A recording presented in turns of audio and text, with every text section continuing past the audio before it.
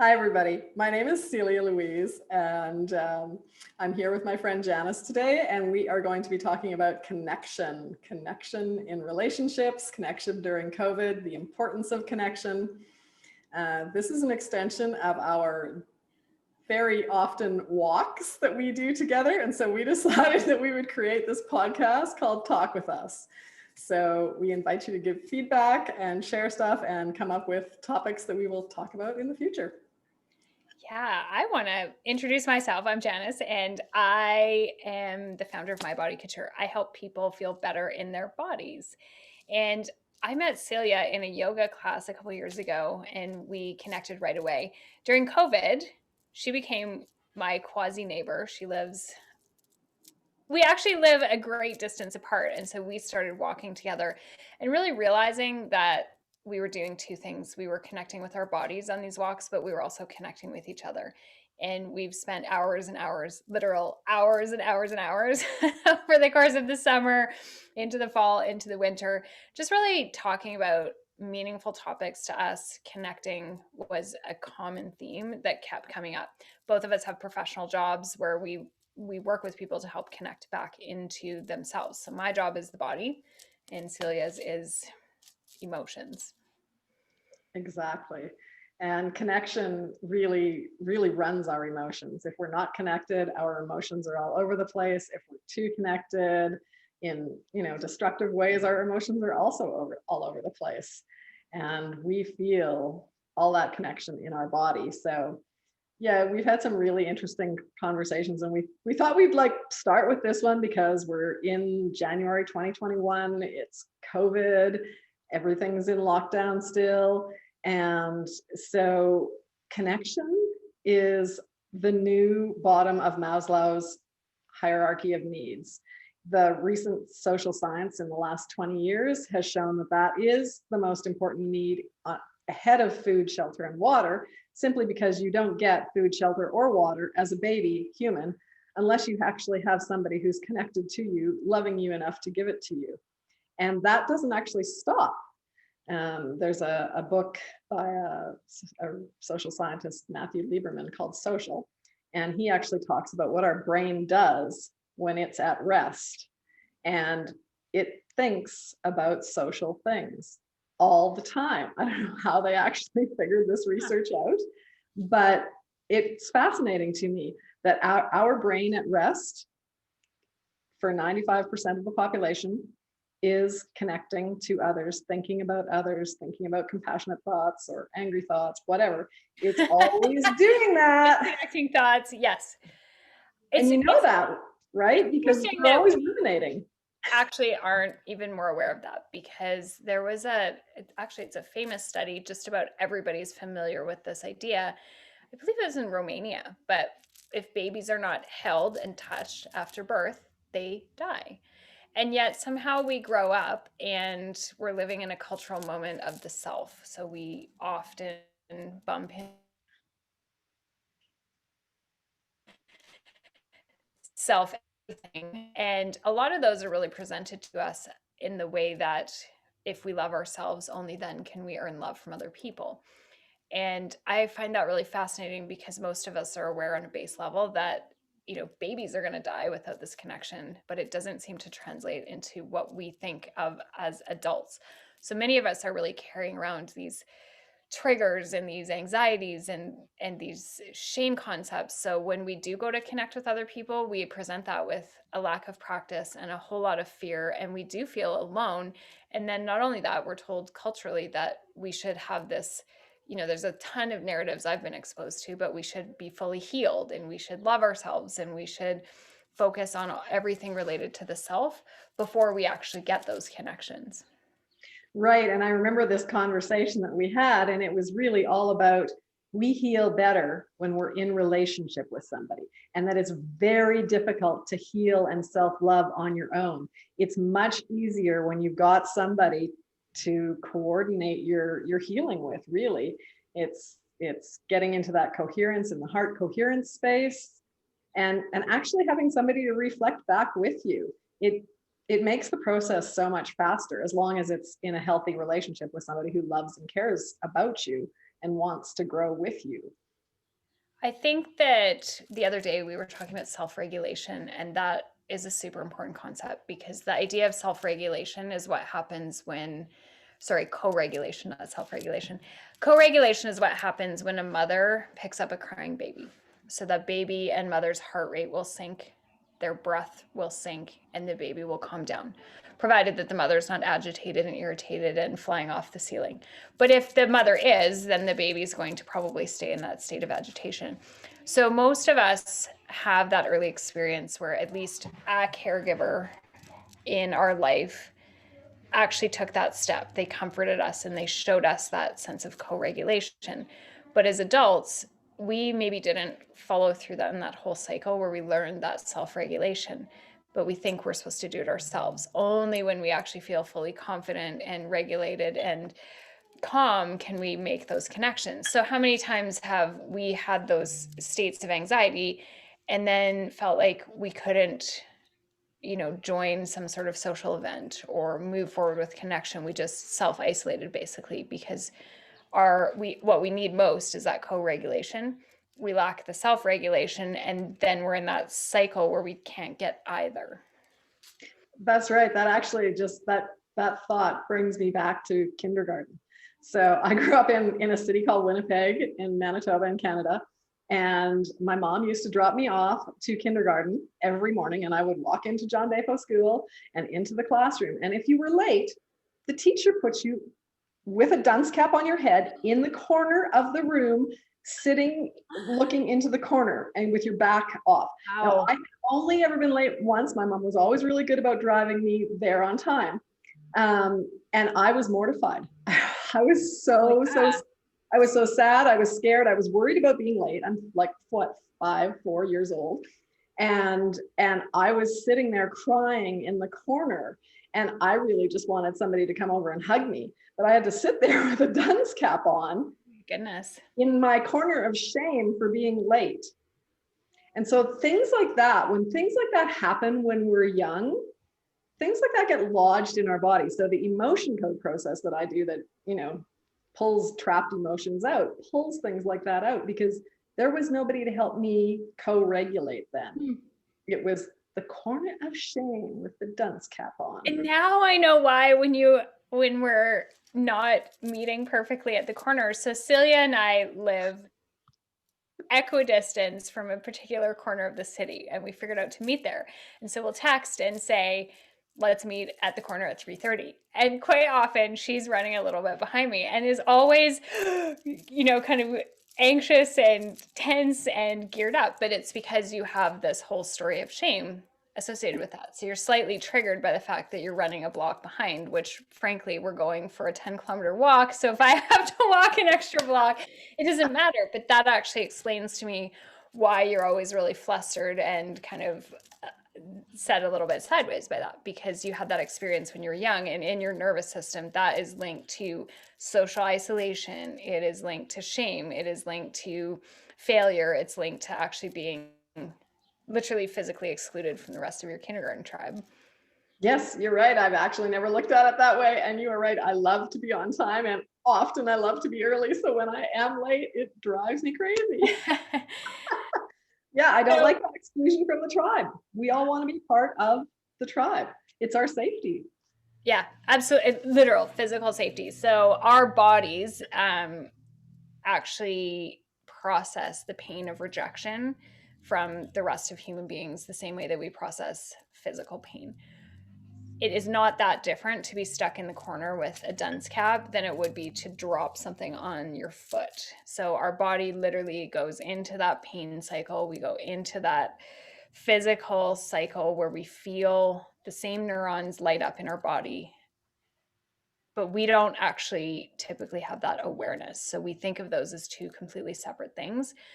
Certainly in the era that I was raised in, that was all to be shut out because it's not real. So physical pain was something to be acknowledged, but emotional pain was not. But our human biology does not separate those. So I think many people out there can really relate to that experience. Parenting was different. And it wasn't a lack of love, and it wasn't a lack of effort from anybody's parents, but we have generations literally of people that are living in these bodies where we carry these stories of shame or rejection forward. Most of us could call up a story from elementary, junior high, high school, somewhere in those earlier phases. One comment, one time by one person might not even be somebody you liked.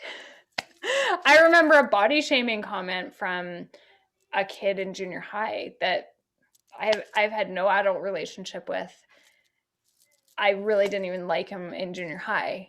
And it really just, it really got into my brain as some sort of truth. And that's how strong our desire and our urge to connect is. So here we are in COVID, and a lot of people are at the place where the dominoes have just fallen. We're out of connection. We're watching other people in our social network really struggle. The ease of connection is not there because, at least in our jurisdiction where we live, the bars are closed, the restaurants are closed, stores are open, but they're at a limited capacity. It's not like you're really going to get together with a friend and go for a day of shopping.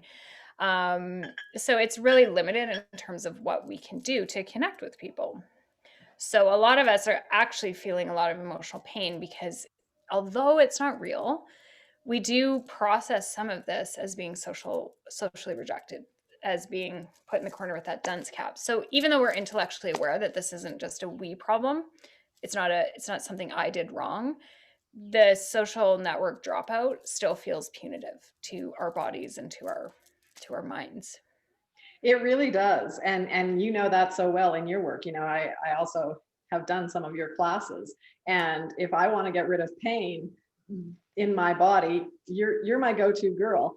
And we do still store trapped emotions in our body. So sometimes, they can be removed by the work I do, and sometimes they're removed by the work you do.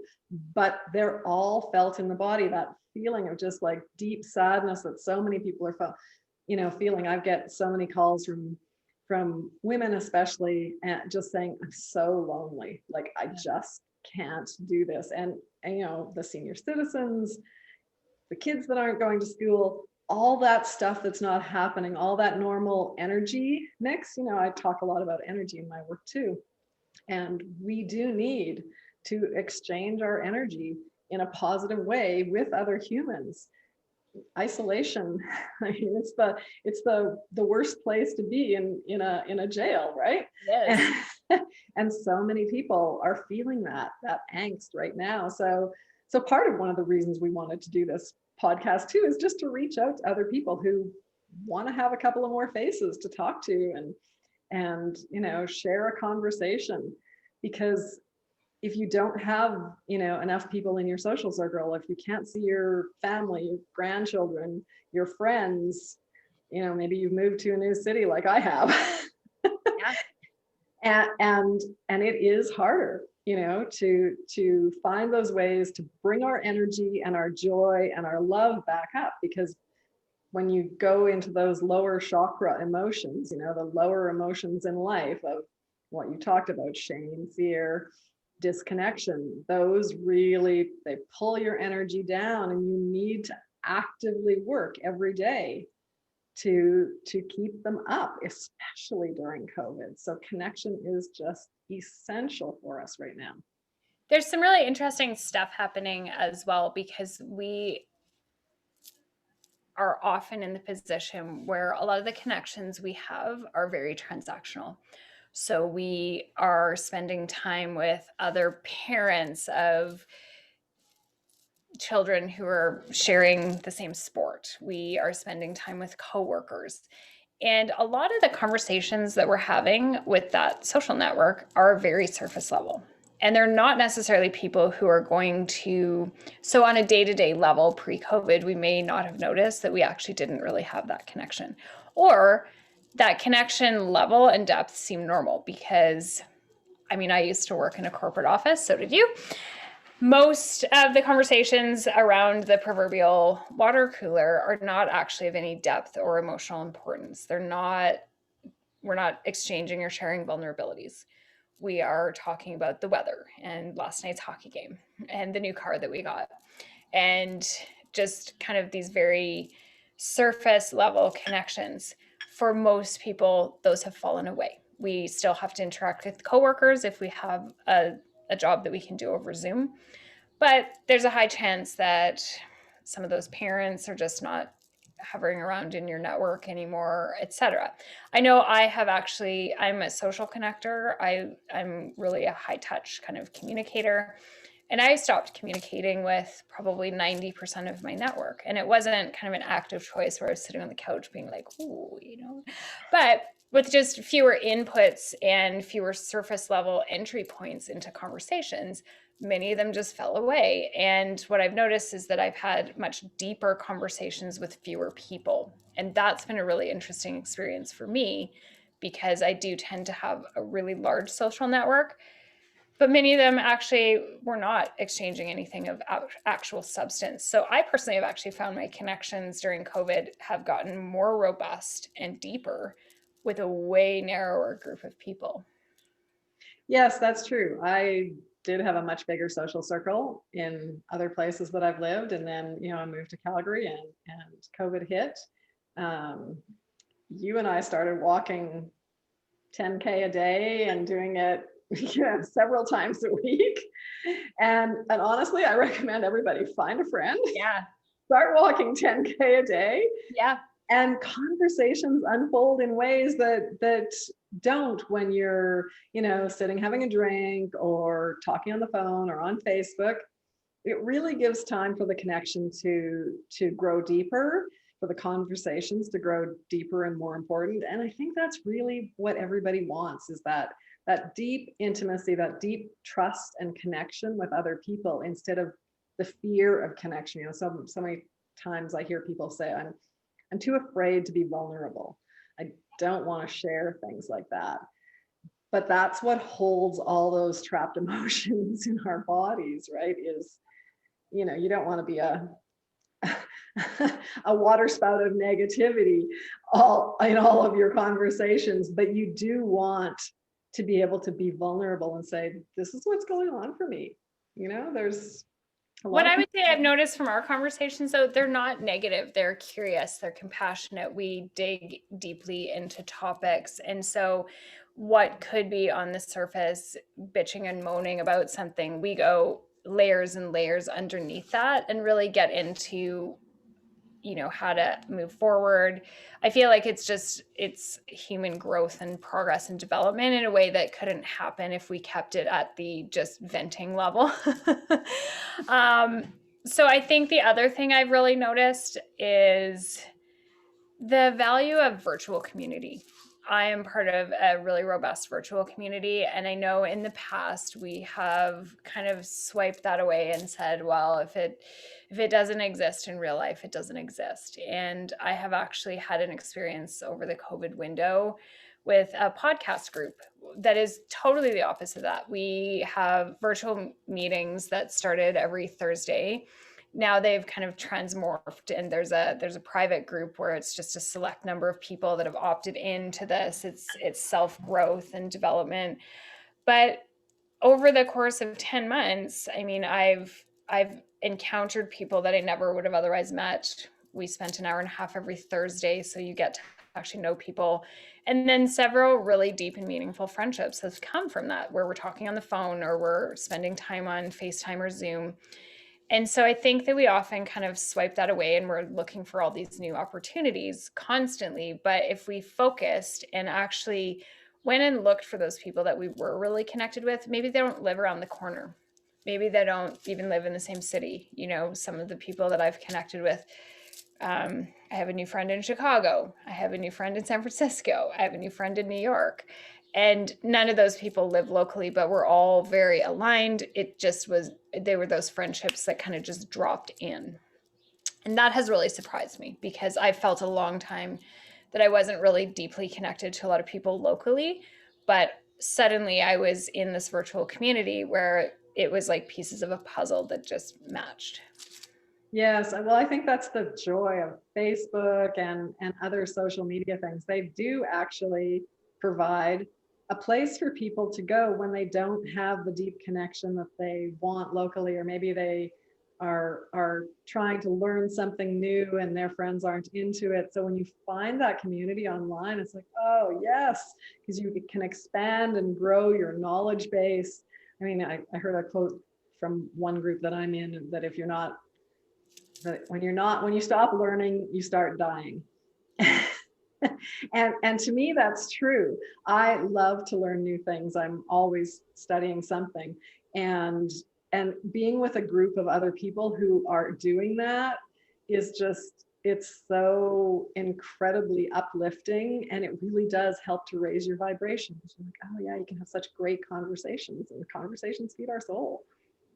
I think I keep going back in my mind to my grandma's 98 years old. And so I keep going back into my mind what things would have looked like for her, when she was 20 or 30. And of course, I wasn't there. And of course, some portion of it is romanticized. But, she grew up in a small town, lived on a farm, and I know for sure that they had fewer connections, but that were deeper. I know for sure that there was intergenerational connections. I know for sure that it was with people who were, I mean, you also lived in a small town. It tends to be people that are very culturally aligned. And I know for sure that there were groups of women who would kind of have that. I mentioned intergenerational already, but that's so important, where she was 18 when she first had her first baby. And so there would have been other women who would have, given the proverbial pat on the head, say, it's okay, dearie. I live in the city now, and I noticed a couple of years ago that most of my peer set were my age. Well, they can't actually do that. And I can't then reach my hand down and be aware of how much I've grown and how much I can contribute. So I've made changes in that in the last few years, but that has been deeply connecting to me, to mentor some young moms who are going through now what I went through a few years ago, and to have some older friends who actually have perspective because they've been where I have. And I think that that's really important, because often when we talk about connection and community, it's really build it around who you are. But I think we also need to build it with our arms outreached in both directions, like a ladder. So reach up, reach down, and then we've got a circle of connection and care. It can't just be, okay, I'm a certain age female who likes this certain thing. Let's go find the other people who are like that. It's true. I've often thought that the buildings that say no children allowed, seniors only, must be the most depressing places to live ever, because I love that intergenerational friendship. I have friends of all ages, and my parents were like that, so it just came naturally to me. And then, of course, I did live. I called a very small town of 65 people home for 27 years, and you were friends with everybody, and they were the most loving, kind people that you could ever meet. And so it really is that being open, being curious about people that aren't in your age zone, your set, and just making those connections is kind of why I do the work that I do. What I do to help others started out as a book that I haven't written really. It's all what I teach, but it was everything that I wish I had known before I turned 12. All the things, all the life lessons that came to me later in life. Yes. So I love sharing them. So, I've got a few people in my program right now that are, considerably younger than me. And it's just such a joy to share information to help people grow and to like open their hearts and to really, we're here to thrive. We are not just here to survive. So every bit of connection that we can make with others really improves that. Well, I'm super excited that we're doing this podcast. We have a season planned out of different topics that cover connection and how we build it, and different aspects of connection. Most of it's relational, but that is the cornerstone, and it's the bottom of the pyramid, as you already mentioned. So I can't wait for our next episode. I'm excited, and I'm really grateful for our audience who's listening. Yes, I am too. Thank you very much to everybody. Thank you, Janis. Yeah, have a great day. And you can find us at mybodycoacher.com and celialouise.com if you want to send us a little message and say, hey, let's talk about this. Yeah, Go for it. that's what we want. Okay, we will see you next episode. Bye.